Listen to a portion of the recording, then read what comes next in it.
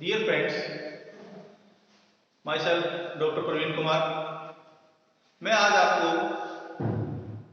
BA third year का जो तुलनात्मक राजनीति है इसमें डेविड ईस्टन का आगत निर्गत इनपुट आउटपुट मॉडल जो है वो बताऊंगा। इनपुट आउटपुट मॉडल, इसमें हम ये बताएंगे कि किस तरह राजनीतिक व्यवस्था कार्य करती है, कि राजनीतिक व्यवस्था में किस प्रकार के जो घटक हैं वो कार्य करते हैं। डेविड ईस्टन ने अपनी पुस्तक द पॉलिटिकल सिस्टम में 1953 में अपनी एक पुस्तक लिखी द पॉलिटिकल सिस्टम, उसमें इस इनपुट आउटपुट मॉडल को बड़ी विस्तार से डिफाइन किया है। तो सबसे पहले हम लेते हैं डेविड ईस्टन के आगत निर्गत सिद्धांत। इस आगत निर्गत सिद्धांत को एक मॉडल के द्वारा हम अच्छी प्रकार से समझ सकते हैं। जैसे कि ये हमारा पॉलिटिकल सिस्टम है, राजनीतिक व्यवस्था, राजनीतिक व्यवस्था, इसको हम एक अपनी राजनीतिक व्यवस्था मान लेते हैं। इसकी चारों तरफ जो हमारा एनवायरनमेंट है,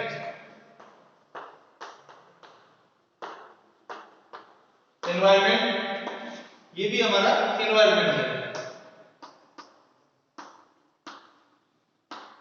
तो इस एनवायरनमेंट में बहुत सारी मांगे जो है वो उठती रहती है। वो किस प्रकार से कार्य करेंगी, वो किस प्रकार से राजनीतिक व्यवस्था में जाएंगी और राजनीतिक व्यवस्था से वो किस प्रकार से निर्णयों के रूप में बाहर जाएंगी।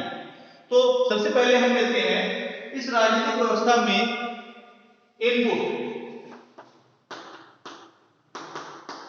ये जो इनपुट हुआ है इसे आगे कहते हैं हिंदी में। तो इनपुट क्या होगा राजनीतिक व्यवस्था में? ये होंगी मांगे। मांगे जो है वो राजनीतिक व्यवस्था में इनपुट होंगी। ये मांगे कैसे राजनीतिक व्यवस्था में जाएंगी? समर्थन के द्वारा,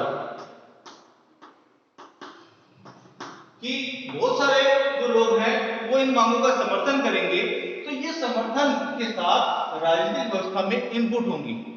तो जो इनपुट हुआ है उसके बाद में हमारी जो राजनीतिक व्यवस्था है, राजनीतिक व्यवस्था मतलब कि हमारी जो कानून निर्माण करने वाली संस्था है, कानून निर्माण करने वाली संस्था मतलब कि हमारी संसद है, व्यवस्थापिका है, या हमारी विधानसभा है। तो इसमें बहुत सारी मांगे उठती रहती हैं हमारी इस एनवायरनमेंट से। चारों तरफ का जो हमारा एनवायरनमेंट है, सामाजिक है, आर्थिक, राजनीतिक, तो जो भी हमारा चारों तरफ का एनवायरनमेंट है, इस एनवायरनमेंट से बहुत सारी मांगे जो है उठकर हमारी राजनीतिक व्यवस्था में जाएंगी। और राजनीतिक व्यवस्था में क्या होगा? विचार विमर्श होगा। इस राजनीतिक व्यवस्था में जो हमारे नुमाइंदे हैं वो इस पर विचार विमर्श करेंगे। विचार विमर्श करने के बाद में वो ये निर्णय लेंगे कि बहुत सारी जरूरी कौन सी मांगे हैं इनमें जिनको कि हमें पूरा करना है। तो इनमें मान लो हमारी राजनीतिक व्यवस्था से 100 मांगे इनपुट हुई राजनीतिक व्यवस्था में हमारे एनवायरनमेंट से, तो इसमें आउटपुट के रूप में या निर्गत के रूप में क्या निकला? निर्णय निकला। निर्णय इन्होंने दिया कि हमारी मान लो 60 मांगों को इन्होंने मान लिया। तो ये जो 60 मांगे मान ली हैं ये निर्णय के रूप में बाहर आई हैं। और जब निर्णय के रूप में ये बाहर आई हैं, इसके बाद में हमारा जो एनवायरनमेंट है ये तो यानी कि सारी मांगे खत्म होगी, सारा सिस्टम पूरा हो गया। हमारे एनवायरनमेंट में इन जो 40 मांगे बच गई हैं इसके साथ और बहुत सारी मांगे जुड़ जाती हैं, और वो जो मांगे हैं वो जुड़कर इस सिस्टम में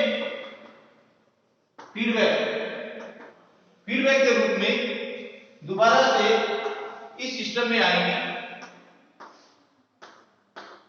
और दोबारा से राजनीतिक व्यवस्था में प्रवेश करेंगे। तो ये जो सिस्टम है हमारा, ये कभी न खत्म होने वाला सिस्टम है, राजनीतिक व्यवस्था है, निरंतर चलने वाली व्यवस्था है। तो ये जो मांगे हैं वो बहुत सारी मांगे हमारे सामाजिक हो सकती है, आर्थिक हो सकती है, राजनीतिक हो सकती है, रोजगार से संबंधित हो सकती है। तो विभिन्न तरह की मांगे आती रहती हैं और वो सारी मांगे इस राजनीतिक व्यवस्था में जाकर उन राजनीतिक जो निर्णय के रूप में, डिसीजंस के रूप में बाहर आती हैं, कानून के रूप में बाहर आती हैं।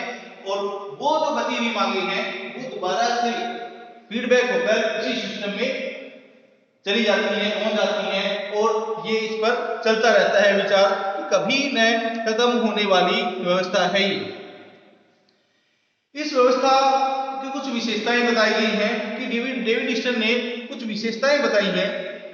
सबसे पहली विशेषता बताई है कि ईस्टन का राजनीतिक व्यवस्था, जो राजनीतिक व्यवस्था पर संपूर्ण ध्यान केंद्रित किया गया कि व्यवस्था है, उस व्यवस्था को बारीकी से बताने का प्रयास किया है कि किस तरह से हमारी जो राजनीतिक व्यवस्था है वो कार्य करती है। वो सभी घटकों को लेकर चलती है, किसी एक पॉइंट को लेकर नहीं चली है। सारे इसमें जो राजनीतिक, सामाजिक, आर्थिक, धार्मिक सभी जो पॉइंट्स हैं वो हमारी राजनीतिक व्यवस्था, डेविड ईस्टन की राजनीतिक व्यवस्था जो सिद्धांत है उसके अंतर्गत आता है। दूसरी विशेषता इन्होंने बताई है कि ये एक गत्यात्मक व्यवस्था है, एक स्थिर व्यवस्था नहीं है, गत्यात्मक व्यवस्था है कि इसमें ये कभी नहीं रुकती है व्यवस्था और ये व्यवस्था लगातार चलने वाली व्यवस्था है डेविड ईस्टन की। तीसरी व्यवस्था ये बताई है कि यह राजनीतिक व्यवस्था के क्षेत्र में एक व्यापक रूप प्रदान करती है इसको, कि व्यापक इस व्यवस्था को व्यापक रूप, अध्ययन के रूप में इसको प्रदान करती है। विश्लेषण से राजनीतिक व्यवस्था की क्षमता के संकेत मिलते हैं। इसमें हमें ये पता लगता है कि हमारी जो राजनीतिक व्यवस्था है वो कितनी सक्षम है इन मांगों को पूरा करवाने के लिए। तो ये सारी चीजें इस राजनीतिक व्यवस्था सिद्धांत से हमें पता लगता है कि ये जो इनपुट आउटपुट मॉडल है, ये जो हमारी राजनीतिक व्यवस्था है ये सक्षम भी है या नहीं है, कितनी मांगों को कितनी समय में ये पूरा कर सकते हैं। तो इसकी क्षमता के बारे में हमें पता लगता है। इसके बाद में यह राजनीतिक व्यवस्था में आने वाले उत्पादों, दबावों, अस्थिरताओं आदि सभी के बारे में ये बताता है कि किस तरह की हमारी राजनीतिक व्यवस्था के सामने दबाव आए हैं, किस तरह की हमारी क्षमता है, किस तरह हम उन मांगों को पूरा कर सकते हैं। तो ये सारी विशेषताएं इसके अंतर्गत हम पढ़ते हैं। लेकिन फिर भी डेविड ईस्टन की जो विशेषताएं हैं इसके अंतर्गत, इसके बाद भी कुछ विचारकों ने इसकी आलोचना की है, इस सिद्धांत की। वो जो विभिन्न आलोचक हैं वो ये कहते हैं कि मानवीय तत्व की इसमें उपेक्षा की गई है। क्यों उपेक्षा की गई है? उन्होंने ये बताया है कि ये जो इनपुट आउटपुट मॉडल है, लगातार चलने वाला जो मॉडल है व्यवस्था, इसमें क्या है, एक मशीनीकरण बना दिया है, मशीन बना दिया है व्यक्ति को, मानवीय तत्व इसमें समाप्त हो गया है। दूसरी जो इसके आलोचक हैं वो कहते हैं कि राजनीतिक तत्व की इसमें उपेक्षा की गई है। क्यों? क्योंकि इन्होंने क्या किया है, इसको एक लगातार प्रोसेस में चलने वाली व्यवस्था की बताया है, उसमें राजनीतिक तत्वों की उपेक्षा की बात कही गई है कि ऐसे बहुत सारे तत्व जो इसके अंतर्गत हैं जिनको कि इन्होंने राजनीति के अंतर्गत शामिल ही नहीं किया है। तो ऐसे तत्वों की उपेक्षा की गई है कि राजनीतिक व्यवस्था के विभिन्न जो तत्व है वो इसमें शामिल नहीं किए गए। फिर नेक्स्ट जो इसमें आलोचना की गई है कि अत्यधिक अमूर्त व्यवस्था, इसको बताया गया है कि ये जो सिद्धांत है ये अत्यधिक अमूर्त है। आलोचकों के अनुसार ईस्टन की वैचारिक जो संरचना है अत्यधिक अमूर्त, ये निरपेक्ष है, जो अनुभविक यथार्थ से परे है, कि अनुभव के आधार पर इसमें जो शामिल किया गया है वो इसमें शामिल आया ही नहीं है। इसको तो केवल एक सिस्टम से बनाने के प्रयास में मशीनी एक वैज्ञानिकता को प्रदान किया गया है कि अधिक से अधिक इसको साइंटिफिक बनाया जाए। फिर जो आलोचक हैं वो इसको एक बौद्धिक व्यायाम की बात करते हैं कि ये जो डेविड ईस्टन का सिद्धांत है बौद्धिक व्यायाम है। अतः आलोचनाओं के पश्चात भी ये कहा जा सकता है कि ईस्टर्न का राजनीतिक व्यवस्था का जो ये सिद्धांत है, इस सिद्धांत में हमारी राजनीतिक व्यवस्था के सभी पहलुओं को बताया गया है, सभी पहलुओं को छुआ गया है। इसलिए ये जो राजनीतिक व्यवस्था सिद्धांत है डेविड ईस्टर्न की आगत निर्गत जो मॉडल है, इनपुट आउटपुट जो मॉडल है, इसमें राजनीतिक व्यवस्था के सभी पहलुओं को बताया गया है, सभी पहलू इसमें हमें प्रदान करता है डेविड ईस्टर्न के आगत निर्गत सिद्धांत के अंतर्गत। Thank you.